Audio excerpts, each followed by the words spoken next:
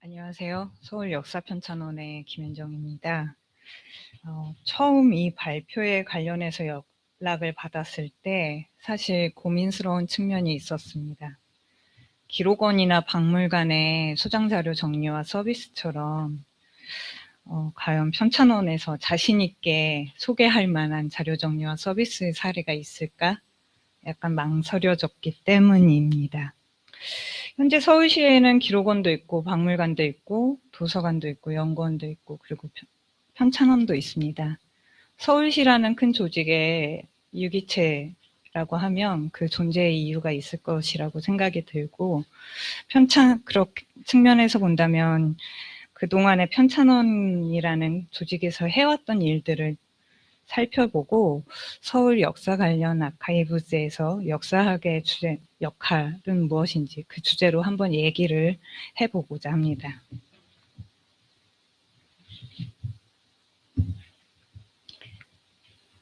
예, 이야기의 순서는 들어가며 제1장 들어가며 어떤 문제의식을 가지고 있는지 간단히 먼저 말씀드리고 제2장 아날로그에서 디지털로 제목으로 진행을 하는데 사회 변화에 따른 작업 변화 양상을 살펴보았습니다. 제3장 수집 정리에서 서비스로는 저희 편찬원에서 현재 진행 중인 자료 정리, 자료 수집 사업하고 그 다음에 홈페이지 서비스에 대해서 간단하게 말씀드리고 제4장 이용자이자 생산자의 역할이라는 부분에서는 저는 사실 이 자리에 왔을 때 이용자로서 얘기를 이용자로서 어떤 얘기를 해야 되지 않을까 싶었습니다. 저희가 특별히 기록을 생산하고 관리한다는 측면보다. 그래서 과연 이 이용자가 오늘날에는 이용자의 역할로만 국한되는지 이 부분에 대해서 다 같이 한번 얘기해 보고자 합니다. 그리고 마지막에 이러한 고민들을 다시 정리하는 것으로 매듭 지어 보겠습니다. 예, 제 1장입니다. 첫 번째 제가 이 발표에서 가지고 있는 문제의식은 다음과 같습니다. 서울 역사편찬원에서 자료정리 수집의 의미는 무엇인가? 서울 역사편찬원에서 자료정리 수집은 서울 역사를 보여주는 그 무엇을 대상으로 편찬을 위한 준비이지 그 자체가 목적은 아닙니다. 그렇게 따진다면 어떤 기록물과 역사란 무엇인가라는 생각을 해볼 수 있을 건데 저는 그 차이를 읽는 키워드로 맥락이라는 거에 주목을 했습니다. 이 차이는 이 각각 기록을 다루는 학문인 기록학과, 역사를 다루는 역사학의 학문적 차이에서 좀 더 쉽게 이해할 수 있을 것인데 제가 보기에는 기록학은 어떤 형태적 맥락, 생산 주체, 생산철에 주목한다면 역사학은 그것보다는 내용적인 맥락, 특히 시간적, 공간적 맥락에 주목한다라는 차이점이 있을 수 있겠습니다. 이처럼 하나의 대상에 대한 접근 방법의 차이가 있는데 협업이 가능할지 또는 협업이 왜 필요한지 그렇다면 왜 어떻게 협업해 나갈 수 있을 것인지 이런 것들을 고민해 보도록 하겠습니다. 제2장 아날로그에서 디지털입니다.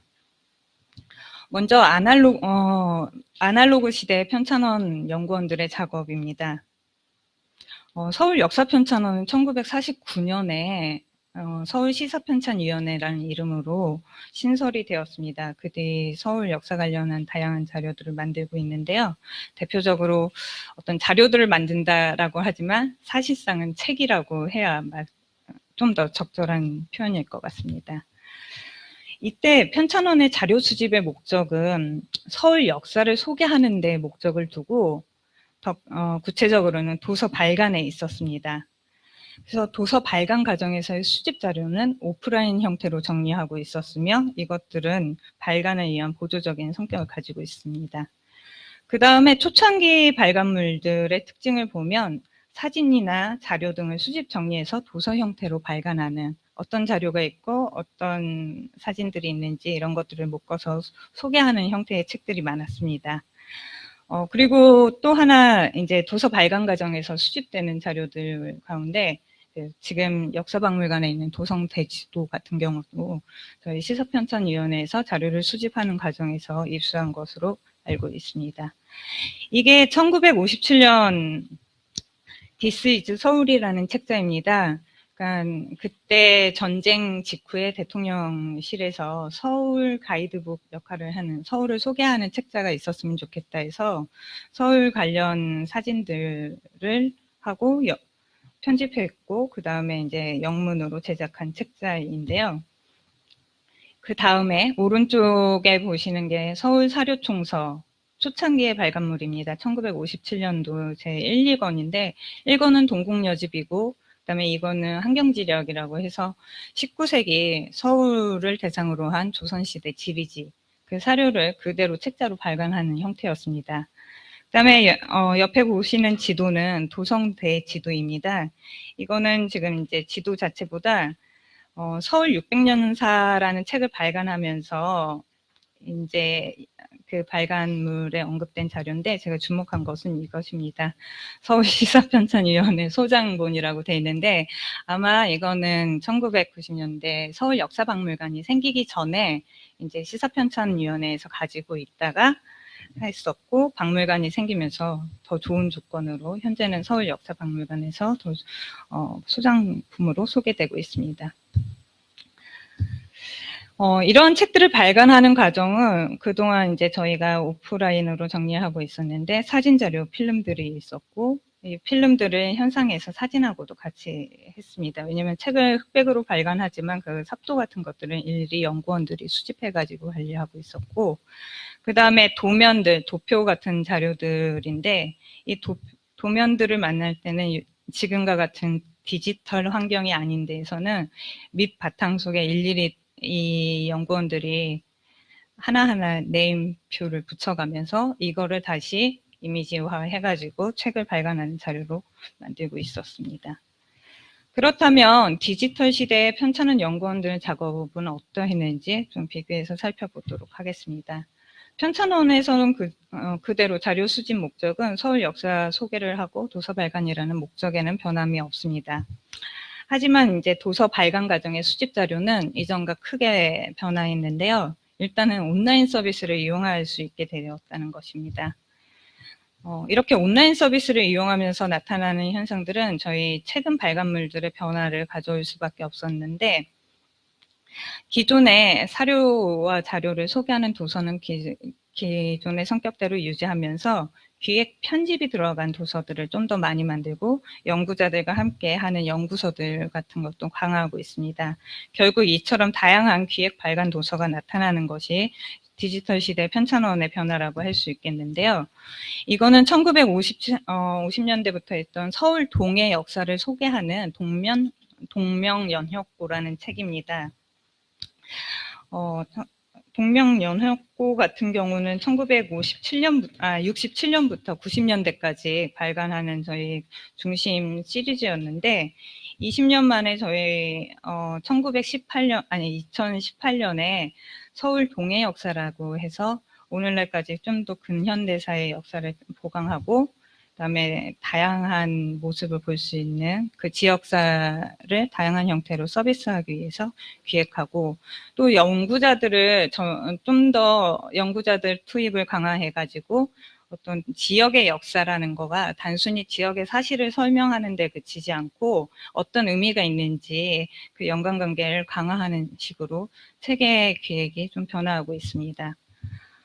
이 밖에 다양하게 이제 서울 문화마당이라는 책, 내 고향 서울 시리즈에서 서울의 하천, 상, 강 또는 공원, 발굴 현장 같은 책들, 그다음에 서울 역사강좌라는 토픽 중심의 조그마한 에피소드를 단편적으로 소개하는 책들, 그다음에 2000년의 서울 역사를 좀 더 편안하게 보자 해서 쉽게 읽는 서울사, 그다음에 서울 구술자료집 등 다양한 형태의 책들을 발간하고 있습니다. 이런 책들이 다양해졌는데 반해 그 준비하는 과정은 아주 단순해졌습니다. 일단 역사 필자들한테 한글 파일로 파일을 받습니다. 그 다음에 관련 이미지는 예전처럼 사진을 찍어서 인화하고 출력하고 정리하는 형태가 아니고 파일 하나로 하고 있습니다. 그리고 그 결과물 또한 물론 책으로 발간하지만 저희가 이제 다시 한번 하는 건 인디자인이라는 프로그램으로 했었고, 모두 USB라는 하나의 형태 안에서 간단하게, 오히려 디지털 사회에 오면서 저희 쪽에서는 수집 관리해야 할 자료들이 없어지는 현상을 느낄 수 있습니다. 시대 변화에 따른 작업의 형태 변화가 다시 한번 말씀드리자면 자료 수집의 활동이 약화됐습니다. 각 기관의 웹 서비스를 이용하면 되니까 굳이 그 연구원들이 소장처에 가서 일일이 복사해 오고 일일이 네임을 만들고 이런 필요가 없었습니다. 그리고 접근할 수 있는 자료의 양이 풍부해지고 책을 발간하기 위해 직접 수집 정리하는 작업은 불필요해졌습니다. 그리고 또 유관기관의 서비스 환경이 변화함에 따라 저희가 만드는 책들도 약간 변화하고 있는데 자료 소개 관련 도서의 변화가 필요했었고, 이것은 소장처에서 자체적으로 아까 서울역사박물관에서도 보면 조사 자료집을 자체적으로 내기 때문에 그거와는 차별화된 사업 같은 것들을 기획해야 돼서 저희 쪽은 오히려 더 편집 기획 같은 부분들에 더 중점을 두면서 사업을 진행하고 있습니다.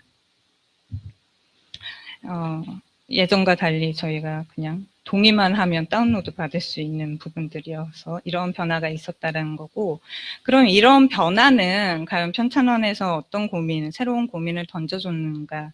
그것이 제3장 수집 정리에서 서비스입니다. 현재 편찬원에서 자료 수집 정리 형태를 얘기하라고 하면 크게 두 가지, 구술 자료랑 사진 자료를 얘기할 수 있을 것입니다. 구술 자료는 서울 구술 자료집으로 발간이 되고 그 결과물은 녹취록이 있습니다. 이거는 제 서울기록원과 저희가 협업 중인 사업입니다. 저희가 편찬원에서 이 구술 자료를 굳이 이 디지털 사회에 변화하는 속에서도 수집을 하는 이유는 현대 역사에 연구하기 위한 기초자료로서 아주 중요하기 때문입니다.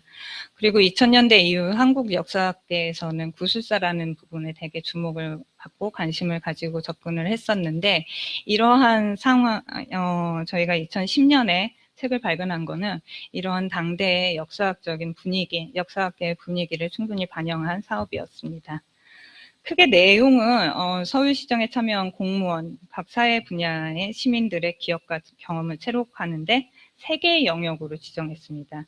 시정사, 주재사, 생애사인데 이것이 무엇이냐면, 시정사는 일단 서울시와 관계된 관계자들의 얘기고, 주재사는 직업별 또는 시대별 주요 이슈와 관계된 사람들의 이야기입니다. 예를 들면 서울에 있는 시장의 상인들, 또는 이제 염천교라는 데에 구두 수제 장인들, 이런 부분들을 특색 있는 서울의 역사를 보여줄 수 있는 특색 있는 직업군들도 저희가 이 대상으로 잡고 진행을 하고 있습니다. 그다음에 생애사라는 거는 아까 각 지역, 서울의 여러 개, 25개 구뿐만 아니라 각 동에 있는 사람들의 구술사도 저희가 하나의 또 다른 구술의 주요 수집 대상으로 삼고 있습니다. 지금 2015년부터 2020년까지 잠깐의 구술사 수집, 구술체록 사업 공고고, 이 구술체록 사업이 그대로 책으로 나오는 것은 아닙니다. 저희가 구술 자료집을 낼 때는 이 구술들을 이렇게 모아가지고 이 중에서 취사 선택을 하고 있습니다. 그래서 뭐 서울에 지금은 공사 중이라는 것이 단독의 구술 사업의 결과물이 아니라 뭐 1년 또는 경년에 2가지 이상의 구술 사업들을 가지고 충분히 편집해서 저희가 결과물로 만들고 있습니다. 두 번째는 사진 자료입니다. 사진 촬영 목적 역시 저희는 크게 발간 도서에 수록하기 위한 것입니다. 또 이제 부가적인 목적으로는 서울의 현재 모습을 기록한다는 것이고, 이 중에서는 저희가 서울역사편찬원 홈페이지에서 서비스를 하고 있습니다. 저희가 현장에 촬영을 갈 때는 다른 데와 달리 이제 좀 구분이 되는 거는 작가와 해당 연구원이 같이 간다는 점입니다.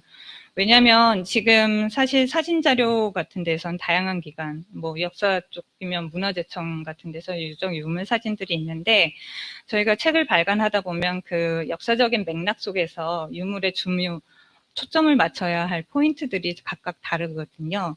근데 그냥 일반적인 사진들을 그냥 협조받아서 이용할 때는 이 포인트들이 제대로 구체적으로 살아나지 않기 때문에 뭐 예를 들면 남대문을 가더라도 남대문의 이 부분들이 중요한 포인트니까 서술을 하기 위해서 필요하니까 이런 것들을 주목해 달라고 해서 오히려 기존에 있는 이제 유물이나 이제 서울 경관과는 달리 조금 그 안에 맥락이 있는 식의 사진들을 저희가 서비스한다는 데서 이 다른 사진 자료와 좀 차별화를 두고 있습니다.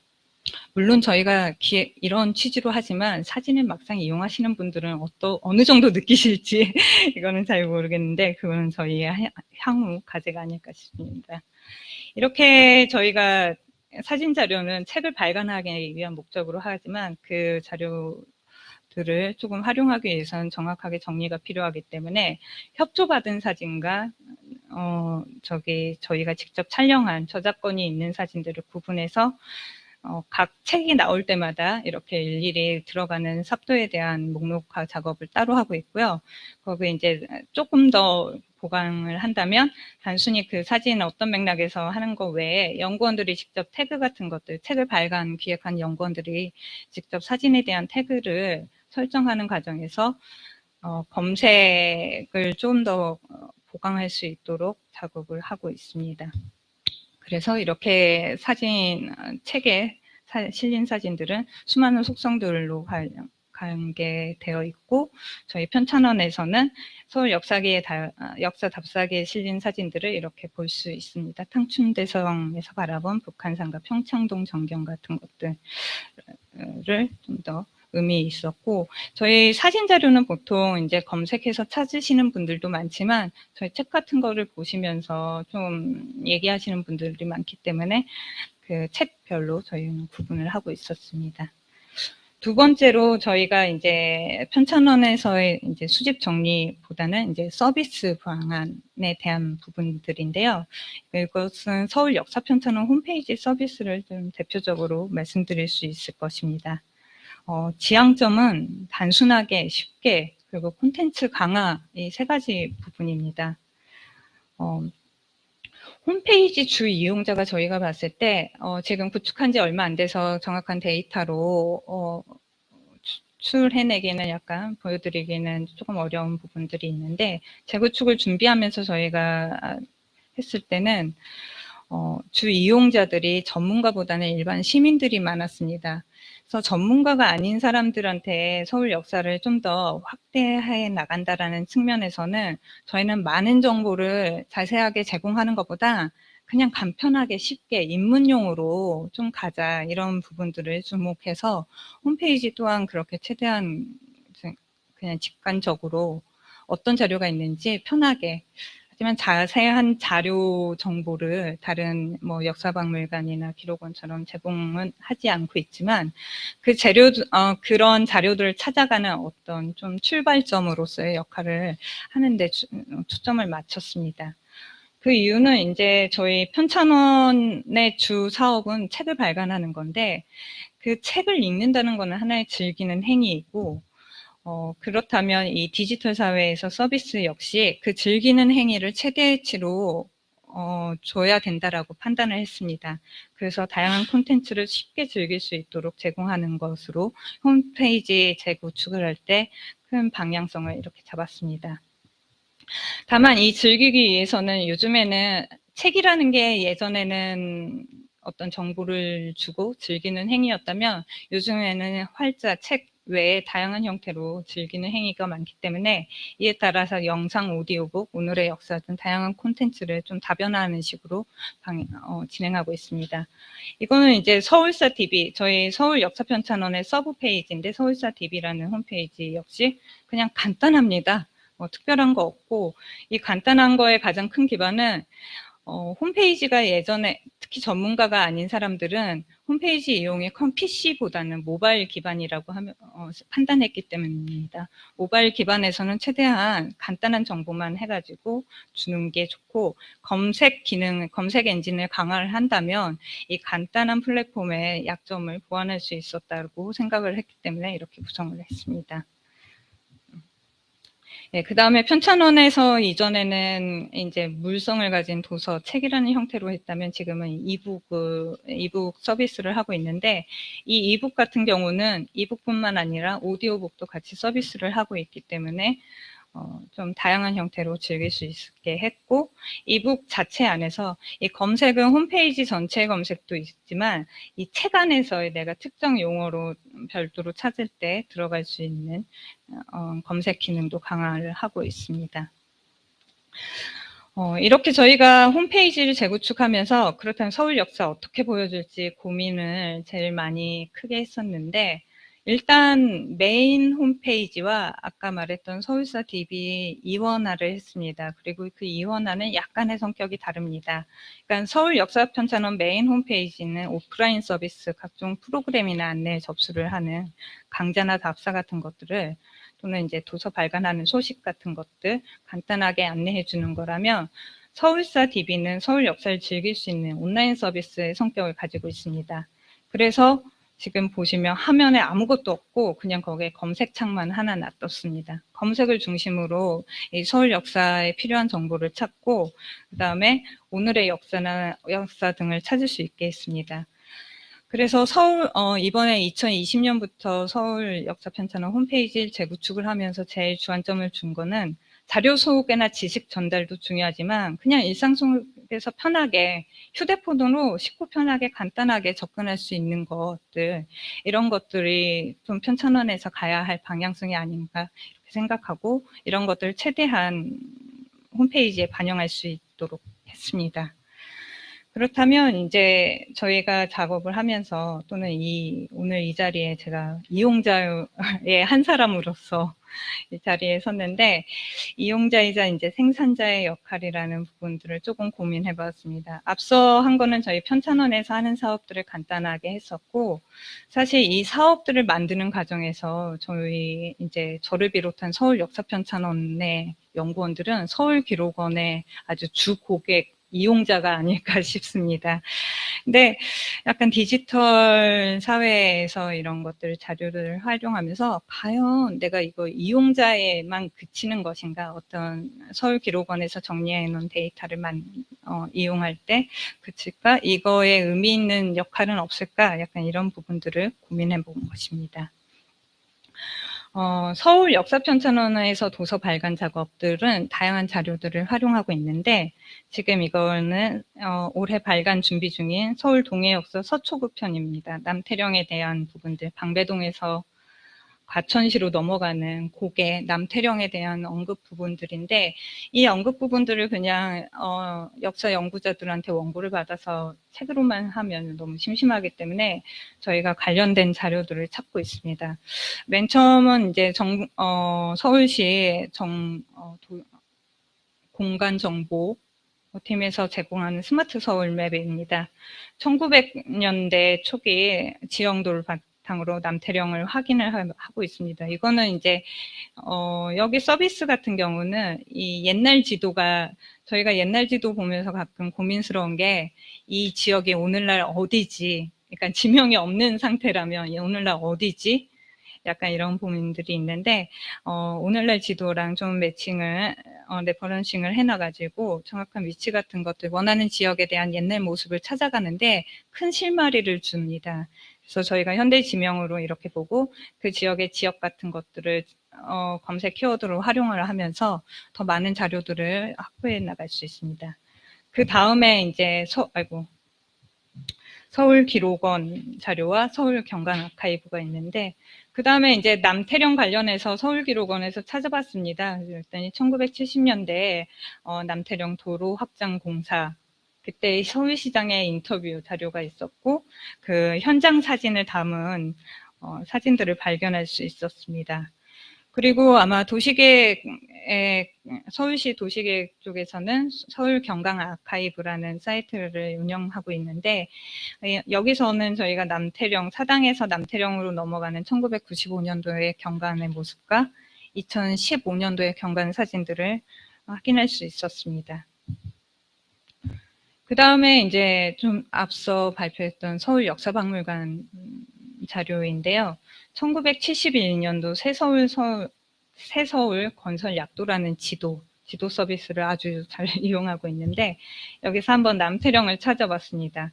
남태령의 위치고, 여기서 2시 방향으로 보면 강남구라는 지명, 작게 나온 강남구라는 지명이 있는데, 사실 71년 이 당시에는 남태령은 영등포구 소속입니다. 강남구는 1970년대 도시개발이 끝난 이후에 75년에 신설이 되었기 때문에 사실 이 강남구라는 지명은 이후 이 일대의 도시개발의 어떤 그 값을, 그러니까 도시개발의 계획에 대한 정보이지 이 일대가 강남구다라고 딱 가지고 있는, 1971년 당시에 강남구라는 정보가 아니라 이후에 어떻게 이 지역을 개발할 건지 이거에 대한 정보인데요. 그냥 좀 재밌어서 한번 해보았습니다. 앞서 보면 자료와 역사라는 부분들, 저희가 자료를 많이 이용하지만 자료와 역사와 관련돼서 좀 얘기를 해보고 싶습니다. 제가 자료 같은 거는 많이 이용하지만 자료 그 자체가 역사는 아니다라고 단정 지을 수 있겠는데, 서울시 현장이라는 한글 공포문, 영문 공포문 또는 초안문, 다양한 자료들이 있지만 이 자체도 역사라고 할 수는 없고, 저는 이 자료들이 가지고 있는 맥락 속에서, 저희 쪽에서는 이 자료들이 가지고 있는 맥락을 고려해 가지고 시간적인 맥락과 공간적인 맥락의 중요성을 가지고 이렇게 책을 발간하고 있습니다. 단순히 이제 자료를 소개하는 거에 끝나지 않고 자료가 어떤 의미가 있는지 구체적인 내용을 함께 소개하면서 이 자료에 대한 좀 더 풍부한 스토리를 제공한다고 생각을 합니다. 그 구체적인 사례를 하나 들어 말씀드리자면, 제가 이제 서초구 동해 역사를 발간하면서 서초 간선도로 공사 기공식이라는 서울기록원 자료를 하나 발견을 했습니다. 여기 보시면 이제 생산자와 어떤 기술계층, 기록권, 형태들이 나와 있고, 이 상세 정보를 보시면 기록 유형, 일자, 그 다음에 기술이 있는데, 이게 1975년 1월 24일 날 이 간선도로 공사를 하는 기공식에 참석한 서울시장의 내용이다라고 사진을 설명하고 있습니다. 그래서 키워드로 구자춘, 영동지구, 잠원, 서초, 간선도로, 기공식 도로 이렇게 되어 있는데, 저는 맨 처음에 이 사진을 보면서 조금 재미있었던 건, 기공식 사진인데 앞에 있는 손수레들은 무엇일까? 약간 이런 의문을 가지고 있었습니다. 보통 이 당시 70년대, 60년대에 이런 기공식이나 이런 사진들을 보면 으리으리하거든요. 그리고 중장비 사진하고 같이 찍어진 경우가 있는데, 이 기공식에서 이 손수레는 뭐지? 약간 이런 생각들을 가졌는데, 그거를 이제 저희 원고 내용 같은 거를 보면서 조금 실마리를 찾을 수 있었습니다. 이거는 지금 아직 미발간 편집 교정 중인 작업의 한 페이지를 가져왔는데요. 여기에 기록원에 그 사진들을 넣었고, 이 내용을 잠깐 보시면, 잠원동 지역에 구획된 토지를 주거지역으로 개발하기 위해 가장 먼저 만들어진 것이 도로였고, 1975년 1월 22일 이 기공되었다는 사실들을 확인할 수 있었습니다. 이 도로를 이제 영동지구를 동서방향으로 가로지르는 간선도로를 개통하여 이 지역 주민들의 교통난을 해소하는 한편, 이 다음부터는 아마 기록원에 나와 있지 않은 정보라고 할 수 있겠습니다. 서대문구 은평 출장소 지역의 영세민들 13만 명의 노임소득 제공을 위해 실시되었다고 합니다. 이 간선도로 사업이. 그래서 이를 위해서 홍은동과 잠원동을 왕복하며 서대문구 영세민들을 영동지구 7호 사업장으로 운송하는 입석 버스가 특별히 배차되어 운행되었다라는 기록을 이제 내용을 확인할 수 있었습니다. 이거는 75년 1월 달 신문 자료이고 이 내용을 집필해 주신 것들이 이 잠원동을 동해 역사 집필하신 역사 연구자 선생님이었습니다. 이거를 가지고 저희는 좀 재미있는 걸 봤는데 1975년 6월 달 동아일보 기사였습니다. 여기 보시면 산뜻한 내고장 꾸미기에 땀이 비오듯 하는 기사 내용이었는데 이거는 이제 기공식이 1월이었다면 그로부터 한 6, 7월이 지난 시점의 부분들인데 저는 이 사진을 보면서 아까 있었던 그 기록원에서 제공하고 있었던 기공식에 있었던 수많은 손수레들이 어떤 의미인지 좀 파악할 수 있었습니다. 이 앞서 이제 내용에도 나왔지만 결국 이 사업은 도시 건설적인 측면에서는 어떤 도시개발이라는 측면도 있었지만 또 하나 이제 도시 서울에 모여든 사람들, 영세민들을 어떻게 노동을 제공하고 그분들에게 경제적인 생활을 할 수 있게 해줄 것인가 이런 부분들이 분명히 같이 있었다라는 거 이런 부분들을 좀 알 수 있었습니다. 이 사례를 봤을 때 저는 이제 편찬원에서 도서 발간 작업이라는 거는 기록에 대한 역사적인 맥락을 부여해 줄 수 있는 작업이 아닐지 생각을 해봤습니다. 제가 기록원 자료를 이용하면서 그 결과는 서울 동해 역사 서초구 편을 잘 발간할 수 있는 거지만 또 제가 이 서초구 편에서 기록원 자료를 활용을 한다면 이것은 기록원 측면에서 본다면 이 자료에 대한 풍부한 맥락을 부여해 줄 수 있는 역할을 할 수 있을 거라고 봅니다. 그래서 결국은 어떤 자료라는 하나의 대상으로 본다면 내용을 풍부하게 해주고 서비스를 활성화하는데 일조할 수 있지 않을까. 이것이 지금 저희가 편찬원에서 이용자이지만 어떤 역할을 해볼 수 있는 부분이 아닐까 생각을 해보았습니다. 예, 그 다음에 이제 마무리 짓겠습니다. 제가 시간이 많이 지났나요? 아닌가요? 네. 가제와 가능성인데, 저는 그 앞서 기공식 사례를 보면서 이용자가 생산한 추가 정보를 이 서비스 제공자 측에서도 효율적으로 관리하고 운영할 수 있는 방안이 있었으면 좋겠다. 물론 이거의 전제 또는 보안 장치로서 이제 정보의 정확성, 밀도성 이런 부분들 정보의 단위는 좀 더 이후 작업이라고 하지만 어떤 지향적인 부분들을 얘기한다면 이런 것들을 서비스를 제공하는 입장에서도 조금 고민해 주시면 좋지 않을까 이런 생각을 해보았습니다. 그 다음에 두 번째는 디지털 시대에 걸맞는 기관과 협력 방안의 모색이라는 측면인데 저희 편찬원에서는 사실 저희 구술자료집도 그렇고 또 근현대사 자료 해가지고 몇몇 서울 기록원과 긴밀히 협업하고 있는 작업들이 많습니다. 하지만 그 협업의 형태라는 거는 제가 봤을 때 이전의 기록 관리, 아날로그 시대에 측면한 어떤 자료의 보관일 뿐이지 온라인상에서 디지털을 기반으로 한 협업 형태와는 조금 협업 형태는 아니지 않을까? 그러니까 온라인 형태 안에서 협업할 수 있는 방법. 단순히 이제 통합 기능 검색을 한다라는 이제 그런 큰 목표보다는 어떤 현재 각 기관에서 제공하고 있는 서비스와 그 각각의 홈페이지와 웹사이트 검색의 특징을 존중하면서 그 안에서 협업할 수 있는 현실적인 대안들 이것들을 좀 더 고민해보면 좋지 않을까 이런 생각을 해보았습니다. 예, 이상으로 발표를 마치겠습니다. 감사합니다.